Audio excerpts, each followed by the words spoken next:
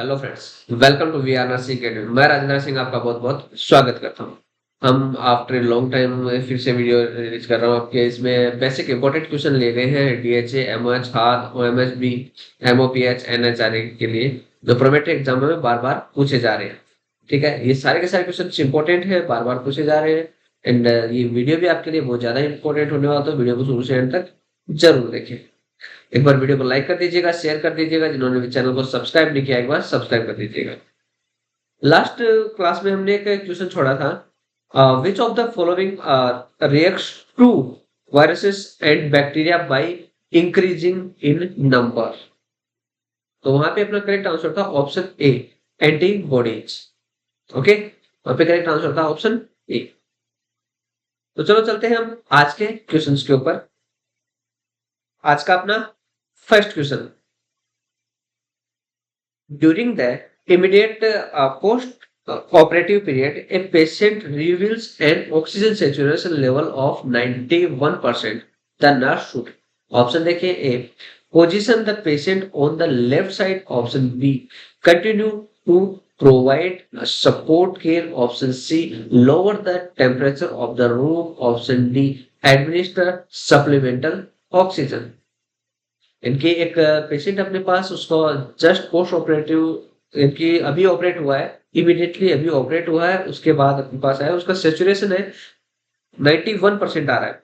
तो ऐसी वाली कंडीशन में नर्स क्या करेंगे? यहाँ पे एक चीज देखो, ओनली 91% है, मैंने हाईलाइट किया इसको, 91% है ओनली ऑक्सीजन सेचुरेशन। ठीक है, और पेशेंट हैज पोस्ट ऑपरेटिव। यदि नॉर्मल पेशेंट होता तो 91 इज ओके, नो प्रॉब्लम। लेकिन ये इमीडिएट पोस्ट ऑपरेटिव है, ये इमीडिएट पोस्ट ऑपरेटिव पेशेंट है। तो ऐसी वाली कंडीशन में उसको जरूरत पड़ती है कि 91 नहीं 95 से ऊपर होना चाहिए ऑक्सीजन उसका। तो ऐसी वाली कंडीशन में इमीडिएटली उसको ऑक्सीजन एडमिनिस्टर करेंगे। तो यहाँ पे अपना करेक्ट आंसर होगा ऑप्शन डी। ठीक है, उसको इमीडिएटली हम ऑक्सीजन प्रोवाइड करेंगे। Clear? Next question, second number. A child has ingested an entire bottle acetaminophen या Tylenol. Which of the following organ is affected? Option देखिए, A gall bladder, option B kidney, option C brain, option C D liver. एक बच्चा है जिसने acetaminophen की पूरी बोतल है वो खा ली है। ठीक है, तो ऐसे वाली कंडीशन पूछा कि कौन सा ऑर्गन है जो अफेक्टेड रहेगा। बच्चा है, बच्चा यदि बड़े भी होंगे तो एसिटामिनोफेन है या मेडिसिन है, वो कौन से पार्ट को सबसे ज्यादा इफेक्ट करती है? कौन से पार्ट को सबसे ज्यादा इफेक्ट करती है? अब इसमें बच्चे के लिए पूछा है, यदि बड़ों के लिए भी आएगा तो भी इसमें यही आंसर होगा। मोस्टली इनके बच्चों में लिवर थोड़ा सा इमेच्योर मेच्योर कम रहता है। ठीक है ना, प्रॉपर मेच्योर नहीं हो पाता। ऐसे वाली कंडीशन में लिवर को सबसे ज्यादा डैमेज करेगा वो। ठीक है, एस्ट्रोमेनोफेन है वो लीवर को सबसे ज्यादा डैमेज करेगा। तो यहाँ पे करेक्ट आंसर बनता है अपना, वो है option T. Okay, next question, 3 number. A patient is scheduled for a total hip arthroplasty. The pre-operative nurse review the chest and notes the following: serum potassium level of 2.8 milliequivalent per liter, AB positive blood type, and elevated ST segment on the electrocardiogram ECG. Which of the following would be the most appropriate action for the nurse to do next? Option देखिए, A, educate the patient on the risk factor and side effect of the surgery. Option B, ensure that patient has a post-surgery physical therapy order. Option C, review the patient consent for the surgical procedure. Option D, report abnormal diagnosis results to the surgeon. एक patient है, schedule किया गया है उसको hip arthroplasty के लिए, hip arthroplasty surgery के लिए उसको शेड्यूल किया गया है।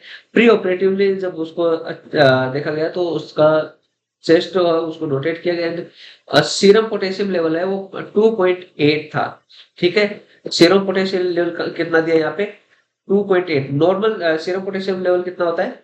ये होता है 3.5 to 3.5 to 5.5 milli equivalent per litre, ये नॉर्मल, यानी कि नॉर्मल लेवल से कम आ रहा है सीरम पोटेशियम लेवल, और इसमें एबी पॉजिटिव ब्लड टाइप है, नो प्रॉब्लम। एक दूसरी चीज है, ये एसटी वेव है, एलिवेटेड है, ठीक है ना। ईसीजी के अंदर, ईसीजी के अंदर जो एसटी वेव है वो एलिवेटेड है। तो ये है एक अबनॉर्मल कंडीशन है। तो ऐसे वाले कंडीशन में पूछा है कि नर्स सबसे पहले क्या करेगी, ठीक है। तो ऐसे वाले कंडीशन में बताइए क्या करेगी नर्स। कई बार क्वेश्चन पूछा गया है ये। जब भी किसी पेशेंट को अबनॉर्मल के प्री ऑपरेटिवली चेकअप के लिए देखते हैं, तो ऐसे वाली कंडीशन में यदि पेशेंट की कुछ भी कंडीशन अबनॉर्मल मिलती है, तो ऐसी वाली कंडीशन में उसकी अबनॉर्मलिटीज तुरंत हम किसको रिपोर्ट करेंगे, सर्जन को रिपोर्ट करेंगे, ठीक है। सर्जन को रिपोर्ट करेंगे। तो यहाँ पे अपना करेक्ट आंसर होगा option D, report abnormal diagnosis result to the surgeon. Surgeon को हम उसके जो भी अबनॉर्मलिटीज है, क्योंकि यहाँ पे पोटेशियम लेवल कम आ रहा है, एस्टिलेटेड है, तो ये वाली कंडीशन है, वो उसको हम सर्जन को रिपोर्ट करेंगे, फिर वो डिसाइड करेगा कि वो ऑपरेट करना है या नहीं करना है। Okay, next question, 4 number. The nurse is caring for child admitted with a viral pneumonia. Which of the following nursing diagnosis should receive priority? Option देखिए, A nutrition alter less than body requirement, option B infective airway clearance, option C fluid volume deficient, option D risk for injury. एक nurse है, एक बच्चे की care कर रही है जो अपने पास एडमिट है, क्या, जिसको वायरल न्यूमोनिया हुआ है, ठीक है। वायरल न्यूमोनिया हो, viral pneumonia is respiratory related problems है, ठीक है। तो इसमें पूछा कि ऐसे वाली कंडीशन में नर्सिंग, कौन से नर्सिंग डायग्नोसिस को हम प्रायोरिटी देंगे, कौन से नर्सिंग डायग्नोसिस को हम यहाँ पे प्रायोरिटी देंगे, ये पूछा है। बताइए कौन से नर्सिंग डायग्नोसिस को यहाँ पे प्रायोरिटी देनी चाहिए वायरल न्यूमोनिया वाले पेशेंट को। वायरल न्यूमोनिया है, एक रेस्पिरेटरी रिलेटेड प्रॉब्लम है, ऐसी वाली कंडीशन में उसका जो एयरवे है वो क्लियर रहे।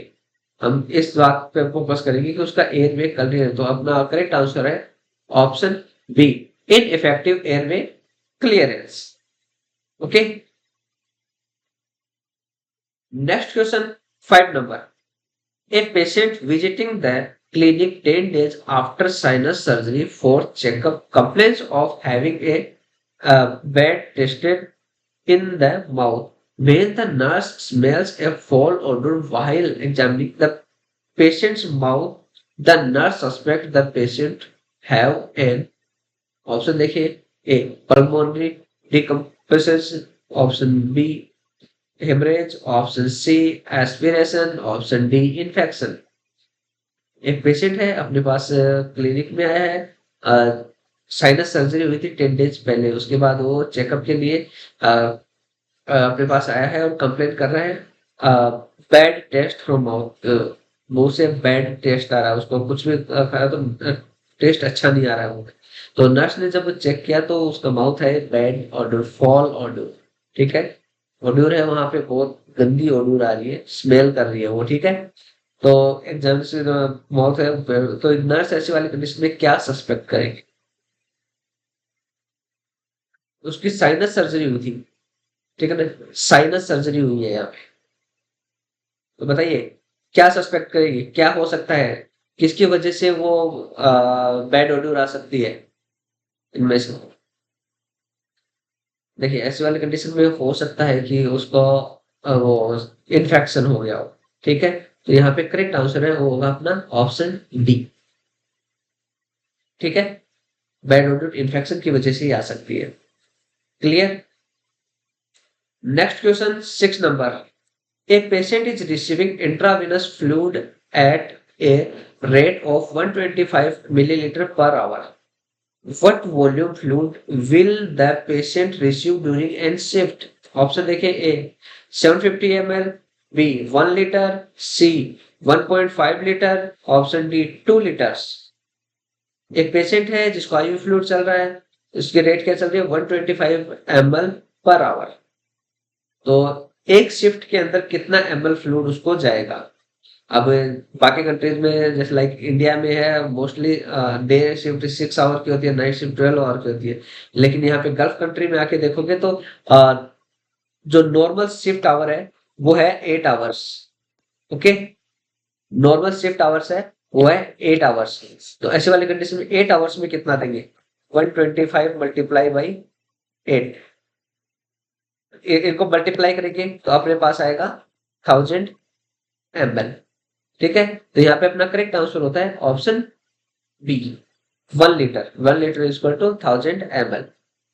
ठीक है, वन जहां भी वन शिफ्ट लिखा आता है, शिफ्ट का मतलब है 8 आवर्स, नो 6 आवर्स नहीं है, 12 आवर्स नहीं है। वहां पे आपने एक ही चीज देखनी है, ऑल ओवर गर्ल्स के लिए 8 आवर्स कॉमन ड्यूटी होती है। ठीक है, next question 7 number. While providing a discharge teaching for a parent of a child newly diagnosed with cystic fibrosis, the nurse includes teaching regarding the role of salt in that disease. Which of the following statement by the patient indicates the need for further teaching? Option देखें, A. My child does not need to restrict the salt intake. Option B. Salt placement should occur every day. Option C. Salt is lost more rapidly in hot weather. Option D. Salty foods may be eaten on occasions. एक बच्चा है जिसको क्या था, cystic fibrosis था। Cystic fibrosis वाला patient था, बच्चा था जो अभी डिस्चार्ज टीचिंग दी जा रही है। ठीक है, तो इसमें इंक्लूड किया, टीचिंग में इंक्लूड किया रोल ऑफ द साल्ट। ठीक है, साल्ट है वो डिजीज के ऊपर क्या रोल है उसका, इसके बारे में टीचिंग करवा रहे हैं। तो कौन सा स्टेटमेंट है जो इंडिकेट करता है कि पेशेंट है उनको फर्दर टीचिंग की जरूरत है? ठीक है, कौन सा स्टेटमेंट है जो इंडिकेट करता है कि पेशेंट को फर्दर टीचिंग की जरूरत है? तो यहाँ पे अपना करेक्ट आंसर है वो होगा option B, salt replacement should occur every day. अपना करेक्ट आंसर होगा option B. Okay, next question 8 number. A patient with pneumonia experiences ineffective airway clearance related to the presence of thick secretions secondary to infection. Oxygen saturation is 89% on room air. Which of the following nursing intervention take priority? Option देखिए, A. Assist patient into position of comfort. Option B. Inspect sputum for odor and color. Option C. Deliver oxygen with humidity. D. Encourage fluid intake. एक patient है अपने पास, pneumonia का है, ठीक है ना, experiencing ineffective airway clearance, जिसका airway clearance नहीं है, किसकी वजह से? Secretions of thickness, secondary infection की वजह से सिक्रेशंस आ रहे हैं। ठीक है, इन्फेक्शन के सिक्रेशंस आ रहे हैं, उसकी वजह से उनको इनइफेक्टिव एयरवे क्लियरेंस है। उसका ऑक्सीजन सेचुरेशन है, ये भी आ रहा है 89% ऑलरेडी। ठीक है, 89% आ रहा है। तो ऐसी वाली कंडीशन में कौन से नर्सिंग इंटरवेंशन को हम प्रायोरिटी देंगे? यहाँ पे फोकस करने वाली है ऑक्सीजन। ठीक है ना, ऑक्सीजन कितना आ रहा है? 89% ओनली। ठीक है, ऐसे वाले कंडीशन में हम सबसे ज्यादा ध्यान देंगे कि उसका ऑक्सीजन, मैं पहले भी काफी वीडियो में बता चुका हूँ, यदि रेस्पिरेटरी रिलेटेड कोई क्वेश्चन आता है या तो उसके अंदर रेस्पिरेशन में कोई प्रॉब्लम आ रही है, तो हम सबसे पहले उसके एयरवे क्लियरेंस या ऑक्सीजन डिलीवरी या जो ऑक्सीजन सेचुरेशन पे हम फोकस करेंगे। हमें सेचुरेशन से रिलेटेड कोई भी हमें ऑप्शन में मिलता है तो हम उसी को सिलेक्ट करेंगे। तो यहाँ पे अपना डिलीवर ऑक्सीजन विद ह्यूमिडिटी, ये ऑप्शन मिल रहा है हमें, तो यहाँ पे करेक्ट आंसर भी यही होगा। ठीक है, डिलीवर ऑक्सीजन विद ह्यूमिडिटी, क्योंकि उसका सेचुरेशन बहुत डाउन जा रहा है। क्लियर? क्यों जा रहा है? क्योंकि इसमें साफ लिखा है इनइफेक्टिव एयरवे क्लियरेंस की वजह से। ठीक है, next question 9 number. While performing an assessment on a post-surgical patient 2 days after surgery, the nurse notes slow and rapid respiration. What should the nurse do next? Option देखें, A. Obtain an order from supplemental oxygen. Option B. Place a warm blanket on the patient. Option C. Elevate the head of the bed, option D assess the patient from pain. Patient है अपने पास, उसका assessment करते time, ये post operative patient है, post surgery patient है जिसके 2 दिन पहले सर्जरी हुई थी, उसका असेसमेंट कर रहे हैं। तो ऐसे वाले कंडीशन में देखा है कि रैपिड एंड स्लो रेस्पिरेशन हो रहा है उसको, ठीक है। तो ऐसे वाले कंडीशन में उसका नर्स नेक्स्ट क्या करेगी? अब यहाँ पे एक चीज देखने वाली, पोस्ट ऑपरेटिव डे सेकेंड है, यहाँ पे 2 दिन हो गए पोस्ट ऑपरेटिव सर्जरी को, ठीक है। ऐसे वाले कंडीशन में यदि रेस्पिरेशन में प्रॉब्लम आ रही है, तो ऐसे वाले कंडीशन में यहाँ पे ऑक्सीजन सिचुएशन रिलेटेड कुछ नहीं दे रखा है। यदि ऑक्सीजन लेवल कम दिया होता, ऐसे वाले कंडीशन में हम सबसे प्रायोरिटी देते हैं ऑक्सीजन सप्लीमेंट देने का। लेकिन यहाँ पे ऑक्सीजन का सिचुएशन का कोई मेंशन नहीं है, तो ऐसे वाले कंडीशन में सबसे पहले क्या करेंगे? सबसे पहले करेंगे कि उसका हेड ऑफ द बेड है वो एलिवेट करेंगे, क्योंकि ऑलरेडी यहाँ पे 2 डेज हो चुके हैं उसको सर्जरी में, ठीक है। तो ऐसे वाले कंडीशन में उसका बेड ऑफ द हेड है वो एलिवेट कर देंगे। Okay, next question 10 number. A patient undergone cancer treatment has developed acute hypocalcemia with sign of weakness, nausea, and vomiting. Which of the following would the nurse anticipate to be the initial treatment? Option देखें, A intravenous normal saline या 0.9% initial, option B broad spectrum antibiotic, option C a potassium supplement, C D thyroid diuretic, diuretic है, ठीक है। तो इसमें पूछा है कि एक पेशेंट है, अंडरगोन कैंसर ट्रीटमेंट चल रहा है उसका, ठीक है। उसको क्या हो गया? एक्यूट हाइपोकैल्सीमिया हो गया, कैल्शियम की कमी हो जाए, जिसकी वजह से क्या क्या हो रहा है? उसको वीकनेस हो रहा है, नोजिया हो रहा है, वोमिटिंग हो रहा है। तो ऐसे वाली कंडीशन में इनिशियल ट्रीटमेंट क्या देंगे? इनिशियल यानी कि उसी टाइम पे हम क्या क्या ट्रीटमेंट एंटिसिपेट कर सकते, क्या आइडिया लगा सकते हैं डॉक्टर उसको इनिशियली कौन सा ट्रीटमेंट देगा? कैंसर पेशेंट है, ठीक है, कैंसर पेशेंट है, ये चीज फोकस करना है। प्लस हाई एक्यूट है, ठीक है, एक्यूट हाइपोकैल्सीमिया है। तो ऐसे वाले कंडीशन में उसको हमेशा देंगे 0.9% NaCl, ठीक है। इंट्रावेनस नॉर्मल सलाइन उसको एडमिनिस्टर करते हैं। Clear? Next question 11 number. A nurse is assessing A 4 month old formula feed infant. The parent reports the infant has been irritable, crying excessively, not sleeping well, and vomiting. Gastroesophageal reflexes is expected. What nursing intervention should the nurse expect to teach the parent?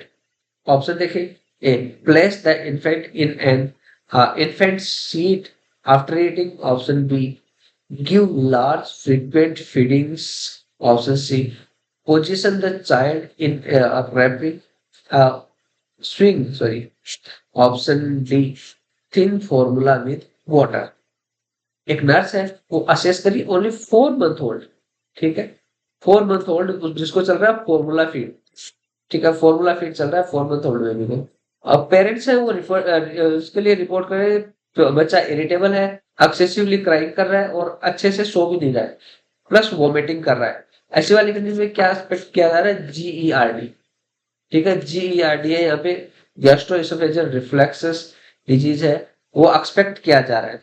तो ऐसे वाली condition में ये पूछा है कि what nursing intervention nurse expect teach the parent. कौन C nursing intervention है जो नर्स है एक्सपेक्ट करेगी कि उसको टीच करवाया जाए, उसके पेरेंट्स को बताया जाए?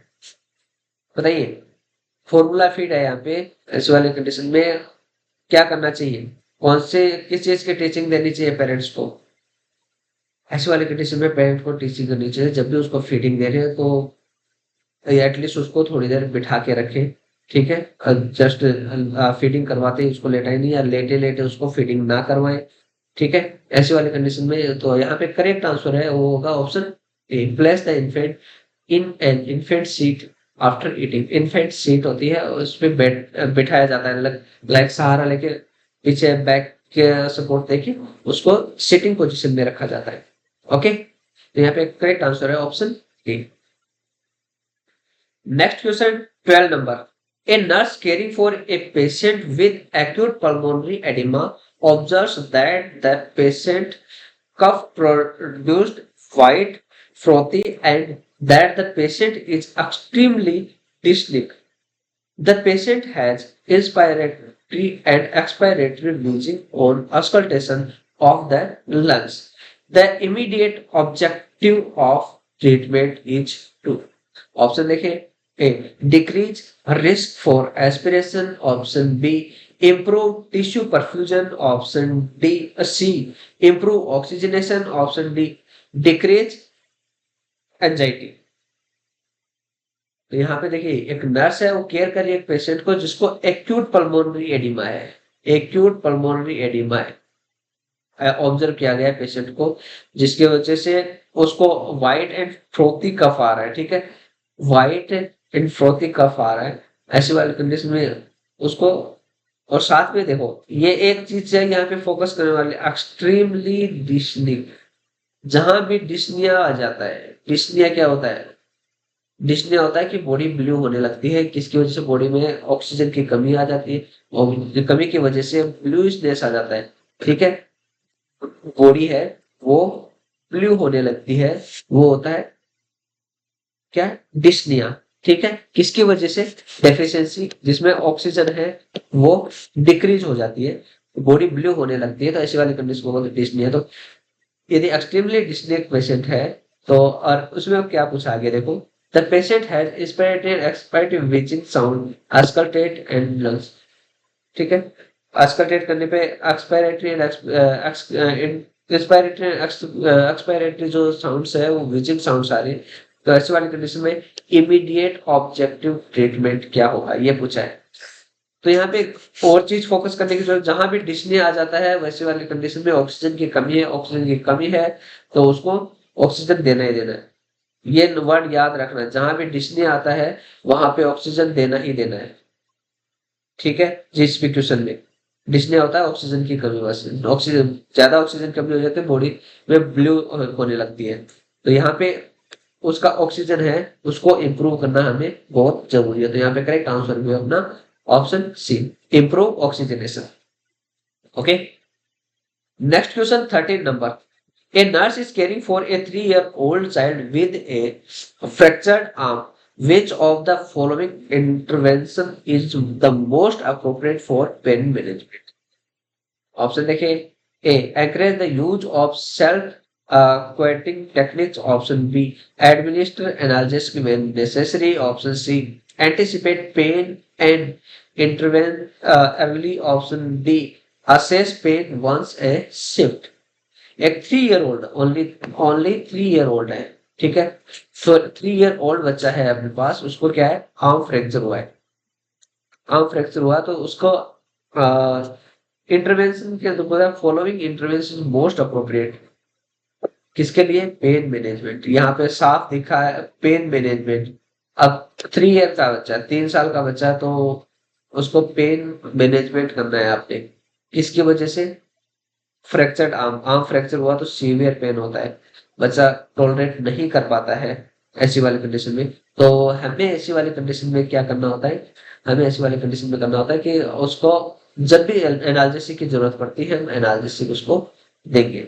ठीक है, तो यहाँ पे करेक्ट आंसर बनता है वो है एडमिनिस्टर एनाल्जेसिक व्हेन नेसेसरी। जब भी उसको एनाल्जेसिक की जरूरत होती है हम एनाल्जेसिक देंगे।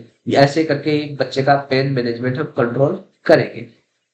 Okay, next question 14 number. A patient in a long-term care facility is in persistent vegetative state with a right contracture of the right arm and hand. What is the best goal over the next 90 days for this patient related to the nursing diagnosis of impaired mobility? Option देखिए, A. Have no pain related to the contraction. Option B. Develop no further contractions. Option C. Wear an arm and hand splints. Option D. None of these.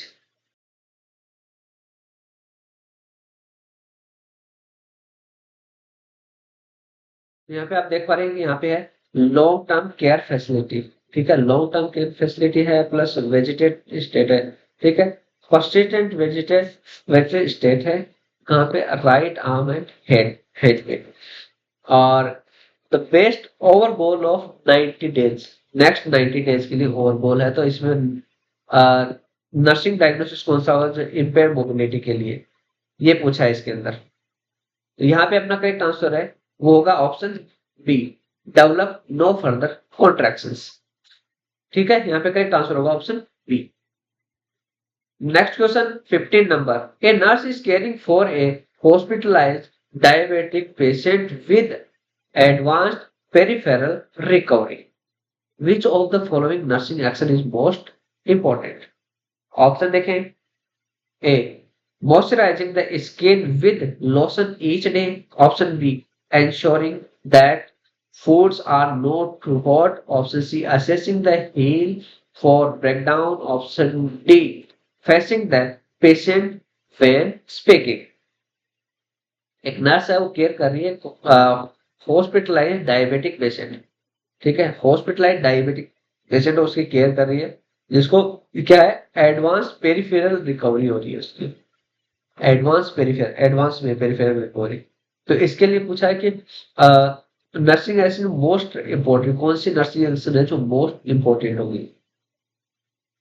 Diabetic patient है, hospitalise है, plus advance peripheral recovery हो रही है, ऐसी वाली condition में most important होगा वो होगा कि उसकी हील्स है वो ब्रेक डाउन ना हो जाए, उसके लिए एसेस करना बहुत जरूरी है। डायबिटिक है, उसकी हील्स है बहुत ज्यादा ब्रेक डाउन होने के चांसेस होते हैं, वहां पे वुंड ना बन जाए, इसके लिए हमें एसेस करना जरूरी होता है। यहाँ पे करेक्ट आंसर होगा ऑप्शन सी।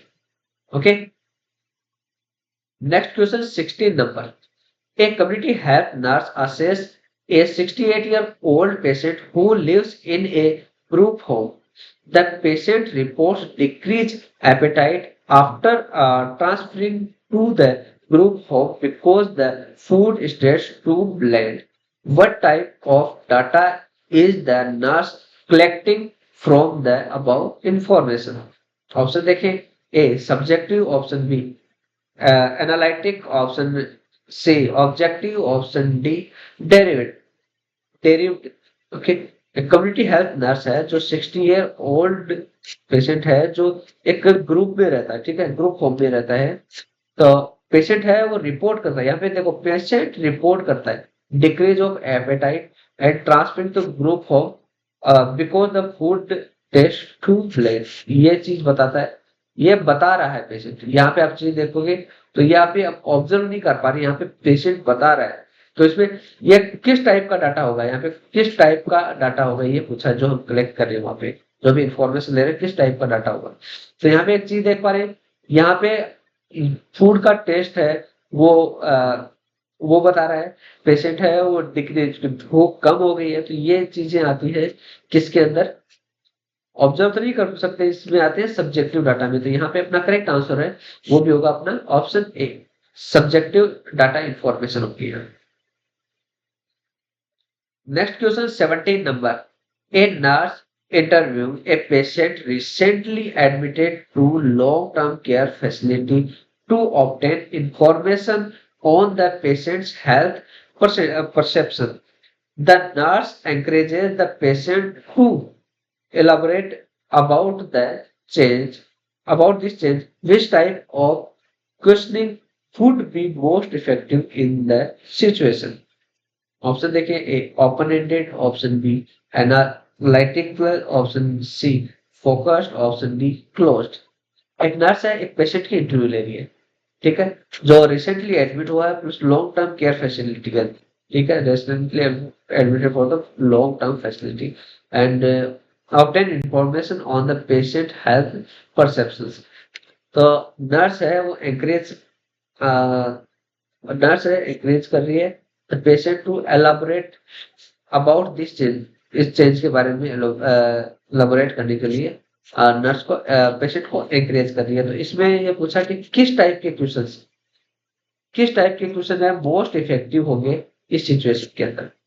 तो यहाँ पे क्या कि इस चेंजेस के अंदर वो एलाबोरेट करने के लिए एंकरेज कर रही है। तो ऐसे वाली कंडीशन में हम कौन से क्वेश्चंस उसको ज्यादा पूछेंगे, ये पूछा कौन से क्वेश्चन हम ऐसे वाले कंडीशन में कौन से क्वेश्चन हम उसको पूछेंगे, तो वो होगा ओपन एंडेड। ठीक है, ओपन एंडेड क्वेश्चन होंगे तो वो पेशेंट है हमें जवाब देगा, एंड है उसका ओपन रहेगा, तो ऐसे वाले कंडीशन में वो ज्यादा से ज्यादा कोलाबोरेट करेगा, एलेबोरेशन करेगा अपने पास, आपस में कम्युनिकेट होगा। ठीक है, तो यहाँ पे करेक्ट आंसर होगा option A. Next question 18 number. During surgery, the patient has the following intake and output. IV fluid is 650 cc, IV antibiotic 50 cc TDS, 1 unit of packed red blood cells 350 cc, nasogastric output 120, uh, estimated blood loss is 20 cc, and urine in the Foley's catheter 240 cc. What is the patient total intake? Option देखिए, A 650 cc, option B 900 cc, option C 1050 cc, D 1150 CC.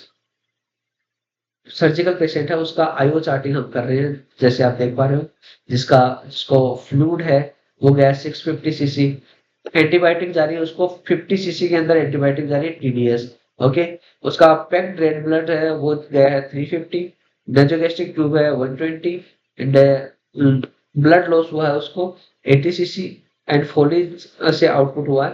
तो यहाँ पे only अब में पूछा है output. Okay, और sorry intake, कितना इनटेक किया है इसने ये पूछा है। तो आप यहाँ पे एक चीज देखो, इनटेक में कौन कौन सी इंक्लूड करेंगे, यहाँ पे करेंगे आईवी फ्लूइड। आईवी फ्लूइड कितना है 650 ml दिया है। ठीक है, और एंटीबायोटिक दिया 50 टीडीएस। यहाँ पे कुछ लोग ध्यान देने चीज ये है, यहाँ पे टीडीएस बोला है, ठीक है, इसको नहीं बोलना है। 50 सीसी टीडीएस इनकी दिन में 3 बार दे रहे हैं, 50+50 इनकी 3 बार, 50+50+50 3 बार दे रहे हैं, टीडीएस है। ठीक है, 1 यूनिट ऑफ पैक्ड, ये भी इनपुट के अंदर आएगा 350 सीसी। ठीक है, और बाकी आ गया आउटपुट में, नेजोगेस्ट्रिक है, ये भी ब्लड लॉस है, कैथेटर आउटपुट है, ये भी आ गया। ये अपना टोटल इंटेक का, तो इनका टोटल करेंगे हम, टोटल इंटेक करेंगे तो अपना आएगा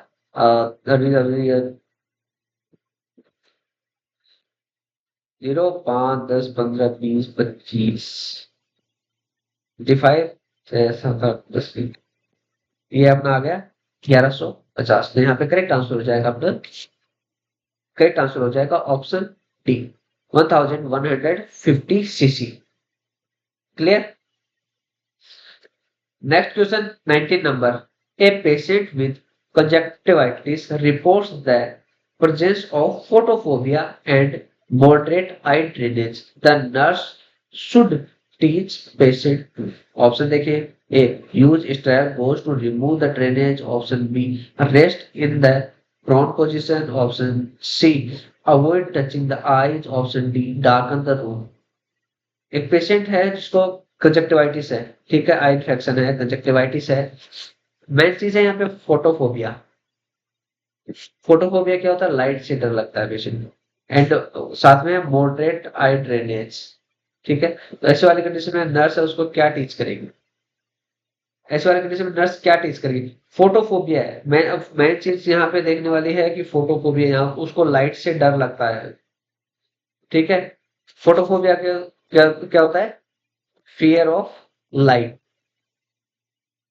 ठीक है, फियर ऑफ लाइट, फोटोफोबिया। तो यहाँ पे फियर ऑफ लाइट है, लाइट से उसको डर लग रहा है, तो ऐसे वाले कंडीशन में उसको डार्कन रूम में रहने के लिए एडवाइस करेंगे। तो यहाँ पे करेक्ट आंसर है वो होगा option D, darken the room.